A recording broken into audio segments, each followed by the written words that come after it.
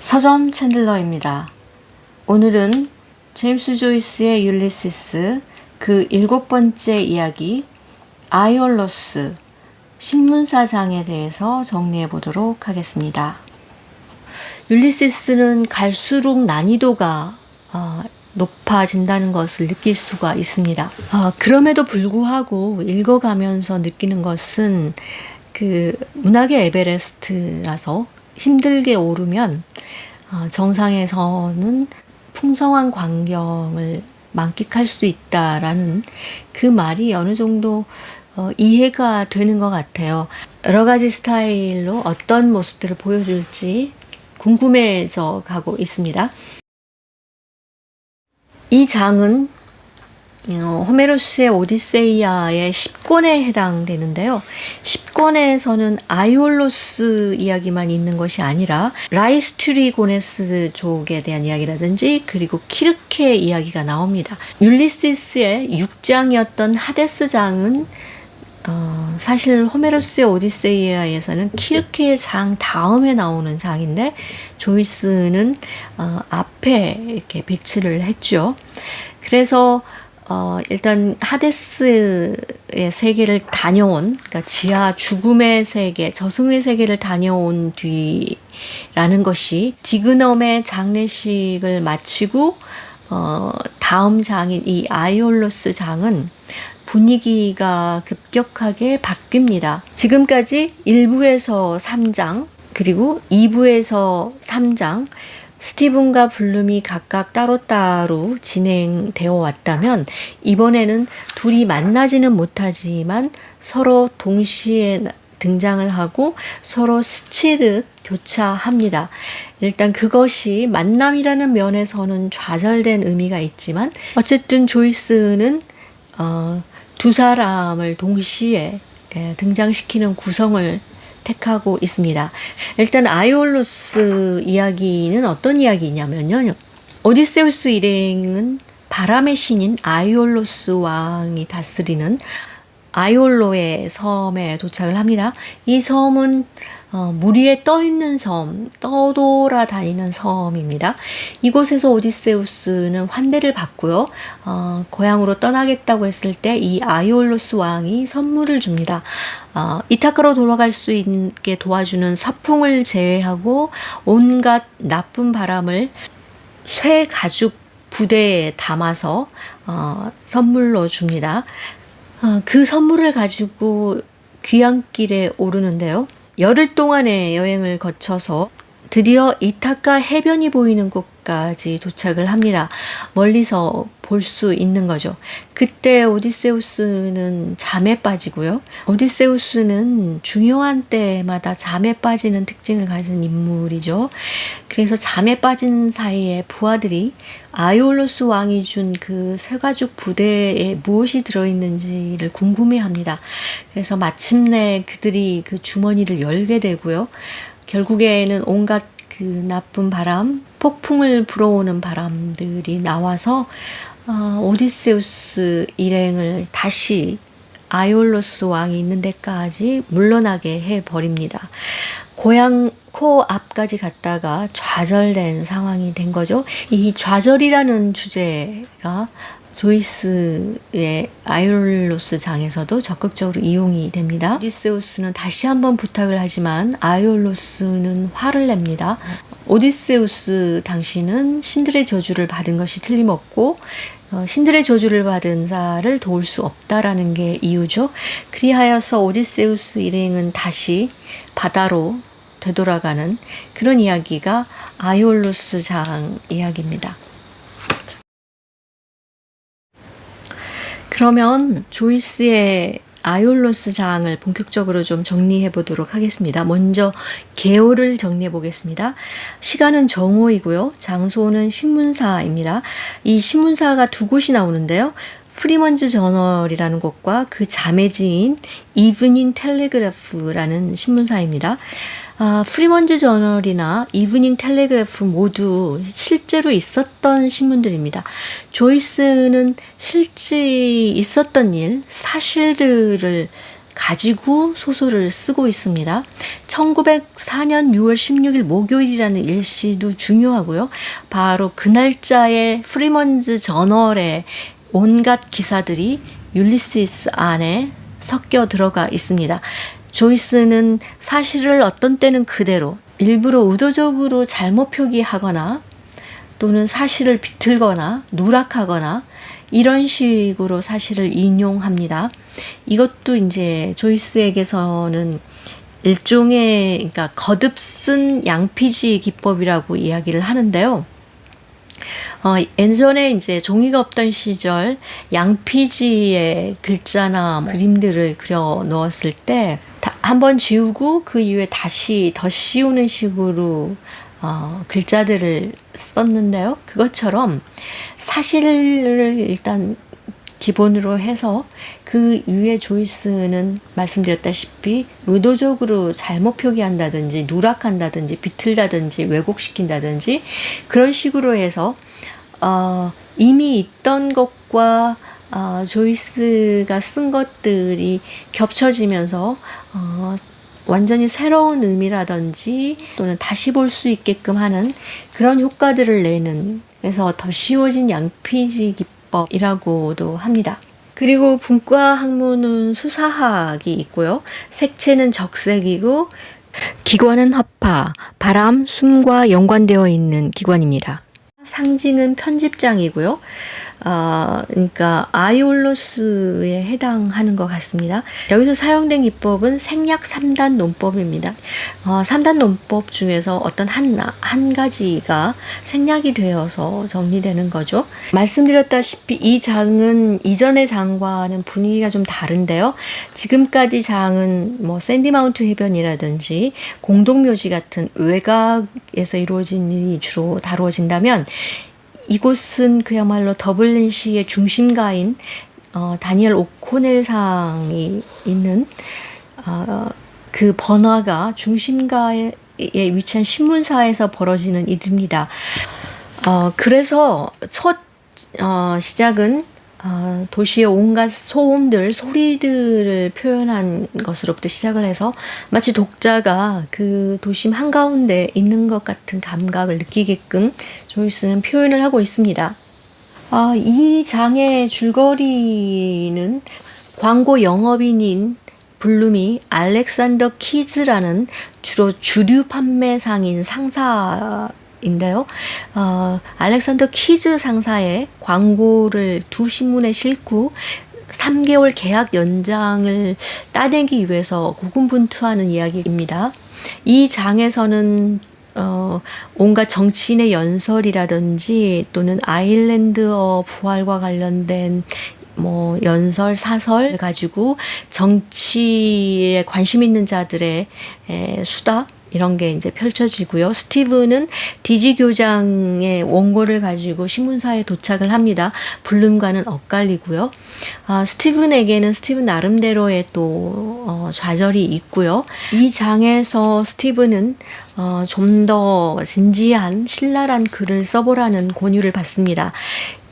이 순간이 이제 스티븐으로서는 어떻게 보면 에피파니 같은 순간인데요. 나중에 본격적인 글을 쓰기 시작하게 되는 자극받는 순간, 그렇게도 말할 수 있을 것 같습니다. 그리고 말씀드렸다시피 좌절이라는 어떤 주제와 관련된 여러 가지 이야기들이 나옵니다. 그럼 이 장에서는 크게 세 가지를 정리하고자 하는데요. 그 첫 번째는 이제 형식적인 측면을 하나 보고요. 그 다음에 두 번째로는 이 장에서는 이제 블룸이 하는 일, 광고라는 것과 아일랜드의 당시의 뭐 현황, 그리고 또 광고와 정치를 어떤 식으로 조이스가 관계시켜서 이야기하고 있는지에 대해서 정리해 보고요. 그리고 세 번째로는 주제와 관련된, 좌절과 관련된 뭐 이야기들을 정리해 보도록 하겠습니다. 먼저 형식적인 것을 간단히 살펴보면 조이스는 이렇게 제목을 마치 신문 기사의 제목처럼 썼습니다. 총 63개의 제목이 있는데요. 1918년 처음 연재될 때는 이런 형식이 아니었습니다. 이전과 같이 제3자의 서술이 나오고 내적 독백 그리고 대화 뭐 이런 식으로 이어져 있는데요. 여기에 제목을 사이사이 집어넣음으로써 분절을 겪고요. 시각적인 간섭이 일단 이루어져 있고요. 흔히 모더니즘 소설에서 많이 보여지는 일종의 속격 효과, 소외 효과 같은 것이라고 할 수 있을 것 같습니다. 그리고 전혀 다른 현실에 개입 없는 내적으로 완결된 어떤 이야기 형식이라는 그런 개념을 깨트리고 이것이 소설이다라고 독자로 하여금 깨닫게 하는 그런 소외 효과, 속격 효과를 불러일으킨다고 할 수가 있을 것 같고요. 이 제목과 그 밑에 내용을 보면 제목이 전혀 상관없는 것일 수도 있고요. 오히려 글의 이해를 방해하기도 하고요. 때로는 과장되어 있는 것도 있습니다. 때로는 그냥 이렇게 물음표 3개만이 돼 있는 제목도 있고요. 그리고 갈수록 길어지고요. 그래서 신문의 표제가 거창하나 정작 내용은 빈약하거나 사소하고 보잘것없는 글이 대부분이다. 이런 것을 표현하고 있는지도 모르겠습니다. 그러니까 신문 언론이라는 것이 마치 바람처럼 과장되고 부풀리고 그런 느낌을 줄 수 있는 그런 제목들 유희라고도 할 수 있을 것 같고요. 두 번째로는 블룸의 직업인 광고와 관련돼서 이야기를 해보자면요. 블룸의 직업을 광고인으로, 광고 중개인 혹은 광고 영업인으로 설정한 것은 마치 더블린에서 영화관을 설립한 것처럼 대단히 현대적인 미디어에 관심이 높았던 조이스의 관심사하고도 맞아떨어진 것으로 보입니다. 실제로 집필 당시에 광고와 관련된 책들을 많이 봤다고 합니다.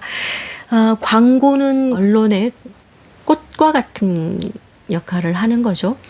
그럼에도 불구하고 영국과 아일랜드라는 식민지 종주국과 피식민지라는 것을 생각해 봤을 때 산업적인 면에서도 서열화되어 있는 거죠. 영국은 주요 산업들을 가지고 역시 광고 역시도 기업화되고 대규모라면 식민지 아일랜드의 주요 상품 생산은 주변부 성지를 띨 수밖에 없는데요. 주로 방직, 선박, 양조가 주요 산업이다 보니까 광고 역시 그에 따른 주변부화된 산업의 광고이고 주로 애국심에 호소하는 그런 광고 전략이 많았다고 합니다. 그래서 블룸이 알렉산더 키즈라는 상사의 광고를 하는 것을 봐도 바로 그런 이제 의미가 있고요. 그러다 보니까 블룸 역시 주변화된 이제 사회적 이치를 갖고 있다라고 보여지는 거고, 이 장에서 끊임없이 무시당하는, 결국에는 계약이 성사되지 못하고 좌절되는 거고요. 알렉산더 키즈라는 이제 상사의 실제로 있었던 상사라고 합니다. 상호에서 사용되는 광고명이 하우스 오브 키즈라고 열쇠의 집이죠. 그런데 이것도 역시 정치적인 의미가 있는데요. 하우스 오브 키즈, 열쇠의 집이라는 것은 정치와 종교적인 면을 다 담고 있는데요. 하우스 오브 키즈는 그 아일랜드와 영국 사이에 있는 맨섬이라고 제법 큰 섬이 있는데요. 그 섬은 이제 영국 왕실령이지만 영국 왕의 치하에 있긴 하지만 자치를 하고 있는 땅입니다. 그래서 이곳의 자치 의회를 일컬을 때 이제 하우스 오브 키즈 이거죠. 바로 이 의미를 통해서 아일랜드의 자치 통치에 대한 기대와 좌절의 역사를 암시하고 있고요. 또 열쇠라는 것은 성경에서 베드로에게 주어지는 베드로의 후계자로서 교황에게 교회의 권능의 징표로 수여되는 것인데요.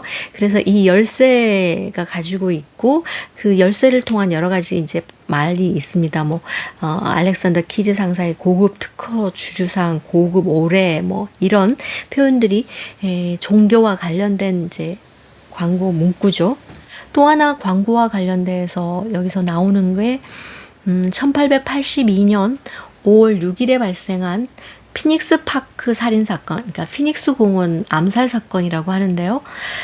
이것은 1882년에 일어난 이제 새로 부임한 영국인 국무장관 프레더릭 커벤디시와 그 부관이었던 사무차관 아일랜드인입니다. 헨리 버크가 무적혁명당에 의해서 암살된 사건입니다. 무적혁명당은 이제 영국 주요 고위 관리를 암살하기 위해서 만들어진 아일랜드의 이제 그야말로 민족투쟁 조직이죠. 이 사건은 영국과 아일랜드 모두에게 충격을 줬다고 합니다. 특히 아일랜드인들에게는 어떤 잔혹함에 대한 충격이 있었다고 하는데요.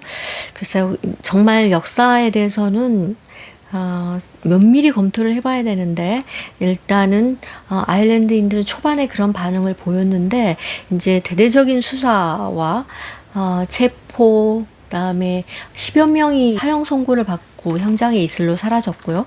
이제 그 과정을 거치면서 독립운동가로서 영웅이 되어가는 과정을 겪게 됩니다. 1882년은 조이스가 태어난 해인데요. 이 7장에서는 이 사건을 다루면서도 의도적으로 1882년이 아니라 1881년 5월 6일로 표기를 합니다. 말씀드렸던 의도적인 오기죠. 제임스 조이스는 어린 시절 찰스 스튜어트 파넬의 몰락을 보면서 느꼈던 일과 이 사건으로 조이스가 받은 어떤 영향이 굉장히 컸던 것 같습니다. 이 피닉스 공원 암살 사건은 후반에도 이제 관련된 인물들과 관련돼서 후반에도 이 이야기가 나오고요. 그 다음에 피네건스 웨이크에서도 피닉스 공원이 주요 무대라고 합니다. 이것이 광고하고 이제 연결되는 이야기는 어떤 거냐면, 당시에 그 갤러라는 기자가 당시 언론 통제라든지 이런 거를 무릅쓰고 이제 미국에 있는 언론에 이 사건을 알렸는데요. 이 사건을 알릴 때 광고를 이용해서 이제 알렸다고 합니다. 10여 년이 지난 후에 1903년에 총독 부인, 그러니까 피닉스 파크에는 총독 관저가 있는데요. 영국 식민지로서 아일랜드의 처지를 보여주는 건데요. 그 총독 관저에 새로 부임한 이제 부인이 근처인 상점에서 아일랜드의 경치를 담은 그림역서 한 장을 구입을 하는데, 그 그림엽서가 바로 82년도에 발생한 이 암살 사건의 인물들을 기념하기 위한 엽서로 만들었던 거라는 거죠. 당대 이제 아일랜드의 여러 가지 상황이 이런 것과 밀접히 관련이 있는 거고요. 조이스는 일상 깊숙이 들어와 있는 광고, 또 정치, 그 다음에 여러 가지 역사적인 일들에 대해서 표현을 하고 있는데요. 조이스는 워낙 반영웅주의가 있는 작가죠. 오디세우스라는 영웅조차도 더블린의 소시민인 블룸으로 형상화하고 있을 정도로 조이스의 그런 반영웅주의 심리가 깊게 반영되어 있는 것 같기도 한데요. 이 암살 사건과 관련된 여러 인물들 중에 당연히 배신자도 있기 마련인데, 바로 그 사건이 후반에도 다시 반복되어 나타난다고 하는데요. 상당히 조이스는 이제 희화화시키고 조롱하는 장면을 구사하고 있다고 하니까 조이스는 어떤 생각을 하고 있는지 궁금해지는 대목이기도 합니다. 조이스는 특히 또 1916년 발생한 그 부활절 봉기라고 아일랜드의 민족운동사에서 굉장히 큰 사건이 있었는데, 조이스는 그 사건에 대해서도 침묵했다고 합니다. 조이스는 예이츠가 중심이 되었던 문해부흥 운동에도 참여하지 않았고요. 물론 그 운동 자체가 아일랜드의 어떤 향토성이라든지 이런 것에 기반한 이제 운동이라서 그 자체에 대한 비판적 인식을 가질 수도 있고요.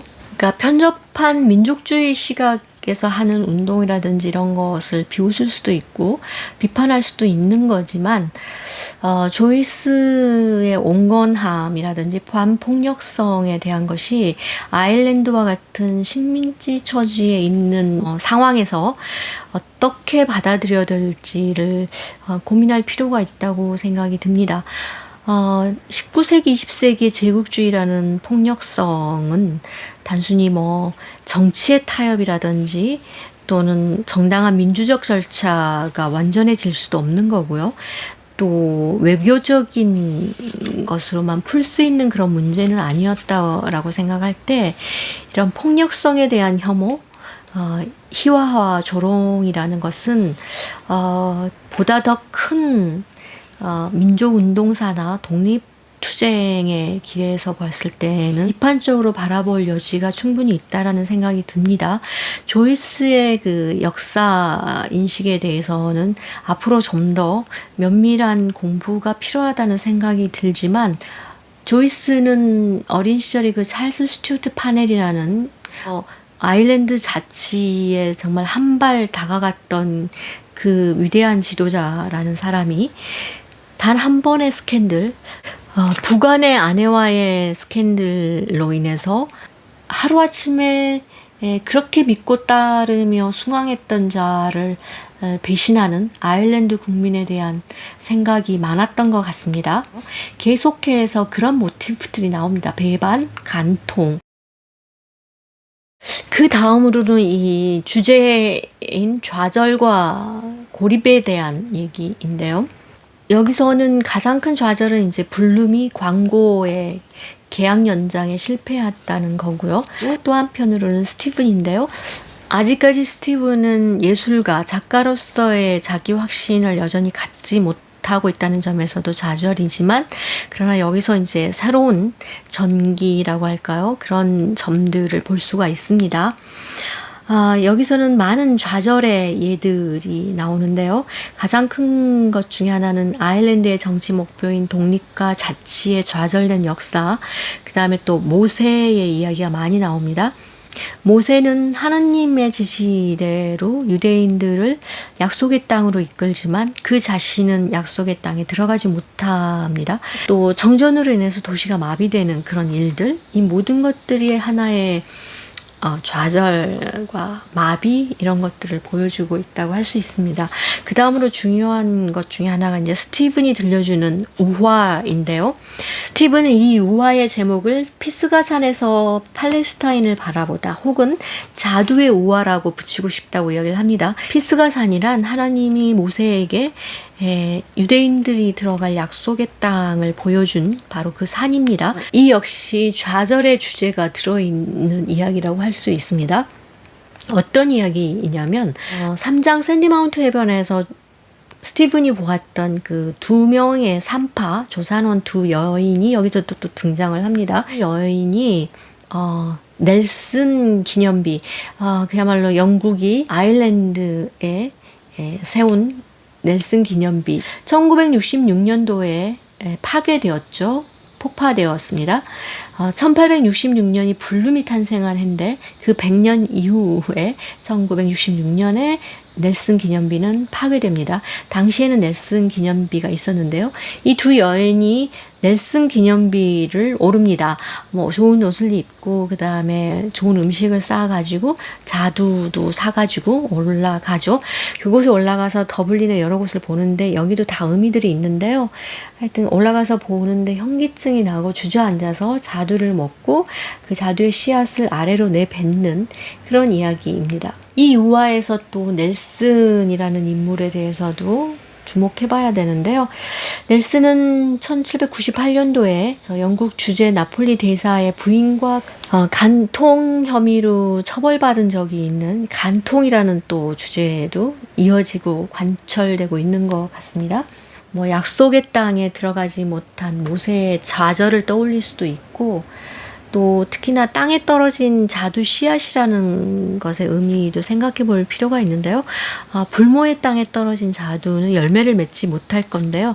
비옥한 땅으로 만들기 위해서는 어떻게 해야 되는지 이런 것들을 생각해 볼 수 있는데요. 역시 배설과 관련된 것도 생각해 볼 수 있고요. 다 그런 흐름들이 있는 것 같습니다. 그래서 더블린 시 한복판의 우뚝 솟은 영국의 해군 제독 넬슨을 본다는 의미, 여러 가지 의미로 해석할 수 있는데 일단 여기까지 하고요. 조이스 학회가 있죠, 우리나라에. 거기에서 발행되는 제임스 조이스 저널이 있는데요.